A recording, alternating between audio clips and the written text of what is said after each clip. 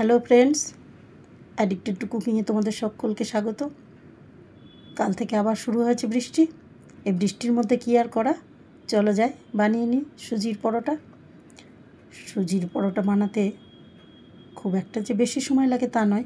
এখানে আমি 200 গ্রাম মতো সুজি নিয়েছি, মানে 1 কাপ।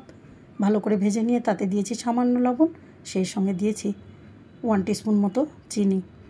এগুলোকে দিয়ে আবার একটু ভালো করে নাড়াচাড়া করে আমি এখানে 1 টিস্পুন আবার দিয়েছি ঘি। সবগুলোকে ভালো করে ভেজে নিয়েছি যাতে সুজির মধ্যে থেকে কাঁচা ফ্লেভারটা বেরিয়ে যায় আর সুজিটা একটু ভালো করে ভাজা হয়। সেই সঙ্গে আমি এখানে কিন্তু যেহেতু 1 কাপ সুজি, সেই জন্য আমি এখানে কিন্তু 2 কাপ দুধ নিয়ে নিয়েছি। 2 কাপ দুধ দিয়ে সুজিটাকে ভালো করে নেড়ে চেড়ে এর মধ্যে একটা আঠালো ভাব আসবে যখন, তখন কিন্তু বুঝবে সুজিটা হয়ে গেছে। সুজিটাকে এবার আমি মেখে নিয়ে ঠান্ডা করেছি। একটু ঠান্ডা করার পর এটাকে এবার একটু হাত দিয়ে ভালো করে মেখে নিতে হবে যাতে একটা সফট ডো তৈরি হয়।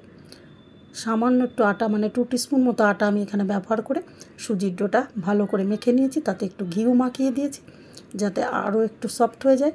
এইবার ছোট ছোট করে আমি লেচি কেটে নিয়েছি। অন্যদিকে আমি কিন্তু পরোটা ভাজার জন্য প্যানটাও বসিয়ে দিয়েছি। এই পরোটাটা আমি বানাবো চৌকো পরোটা। অনেকেই শুনেছি জানে না চৌকো পরোটা কী করে বানাতে হয়।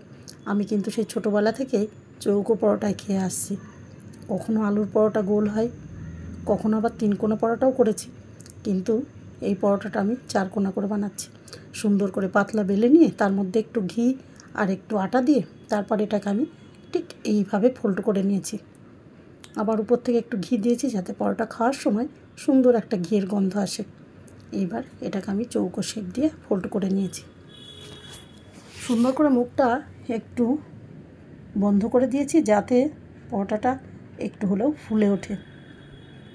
যেহেতু সুজির পরোটা, তাই এটা কিন্তু কখনোই শক্ত হবে না, এটা কিন্তু খুব সফট হবে। সুন্দর করে আগে দুটো আমি বেলে নিয়ে তোমাদের দেখাচ্ছি, আরও একটা দেখিয়ে দিচ্ছি। দেখো কিভাবে ফোল্ড করছি আমি।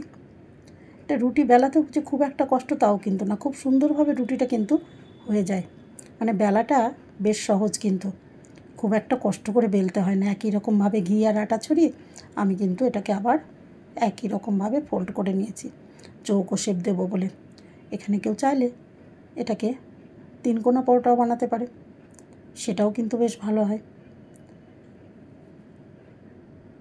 এবার দেখো আমি আমার তাওয়াটা যেহেতু গরম হয়ে গেছে, পরোটাগুলো বেলে নিয়ে আমি এক এক করে সেঁকে তুলে নেব।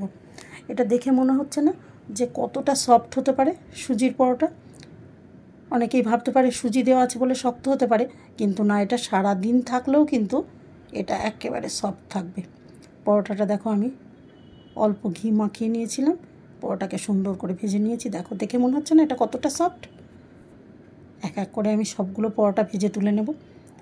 সকালবেলা প্রচণ্ড তাড়াহুড়োর মধ্যে আজকে কিন্তু আমি আর ভাত না করে শুধু পরোটা দিয়ে কাজ চালিয়েছি, কারণ আমরা প্রত্যেকে আজ টিফিনে পরোটাটাই নিয়েছিলাম। না, অনেকটা ঝামেলা হয়, ভাত পরোটা সবগুলো যদি একসাথে করি আমরা, তাহলে প্রচুর ঝামেলা হয়, সময় পাওয়া যায় না, একেবারে দৌড়াদৌড়ি হয় শেষ মুহূর্তে। তাই আজকে শুধু পরোটা, তার সঙ্গে আলুর দম, চিকেন কষা। আমি যদিও চিকেন কষাটা নিইনি, আমি আলুর দম আর ধোকার ডালনা দিয়ে আজ পরোটা টিফিনে নিয়েছিলাম। সবগুলো পরোটা দেখো আমার ভাজা হয়ে গেছে। আমার মনে হলো একটু রুটি করি, রুটিটা খুবই সফট হয় যেহেতু, তাই আমার রুটি খেতে একটু ইচ্ছা হলো। আমি এই গোলাটা দিয়ে বেশ কয়েকটা সুন্দর নরম রুটি করে নিলাম। দেখো রুটিগুলো কিন্তু সুন্দরভাবে ফুলেছে। কেউ মনে করলে এটা দিয়ে রুটিও করতে পারো, সেটাও কিন্তু অসম্ভব টেস্টি হয়। এটা আটা ময়দা যে পরোটায় আমরা খাই না কেন, সুজির এই পরোটা একবার খেলে কেউ আটা ময়দার পরোটা কিন্তু খেতেই চাইবে না, এতটা টেস্টি হয়। এটা যেহেতু দুধ দিয়ে মাখা, তাই কিন্তু এটা সফটও অনেক বেশি হয়। সবগুলো দেখো আমি ভেজে তুলে নিয়েছি, তোমাদের দেখাচ্ছি একটু যে এটা কতটা সফট হয়েছে। দেখো খেতেও কিন্তু অপূর্বের, স্বাদটা পুরো ভিন্ন ধরনের। আমার তো ভীষণ ভালো লেগেছে। তোমাদের কেমন লেগেছে অবশ্যই কমেন্ট করে জানিও। আর চেষ্টা করো যত তাড়াতাড়ি সম্ভব এটাকে বানিয়ে ফেলতে। দেখবে এটা খাওয়ার পর আর তুমি কিন্তু আটা ময়দা খেতে চাইবে না, মনে হবে আমি সুজি দিয়ে পরোটা বানাই আর সুজি দিয়ে রুটি বানাই, কারণ এটা কিন্তু টেস্টি অনেক বেশি। তো চলো আমার টিফিনটা আমি রেডি করে নিই। আমার টিফিন বক্সে আমি নিয়েছি 2টো পরোটা আর 1টা রুটি, সেই সঙ্গে আলুর দম, আর সামান্য আমি নিয়েছিলাম অন্য টিফিন বক্সে নিয়েছি এটা ধোকার ডালনা। আজকে আমি এটা দিয়ে লাঞ্চটা সেরে ফেলবো ঠিক করেছি।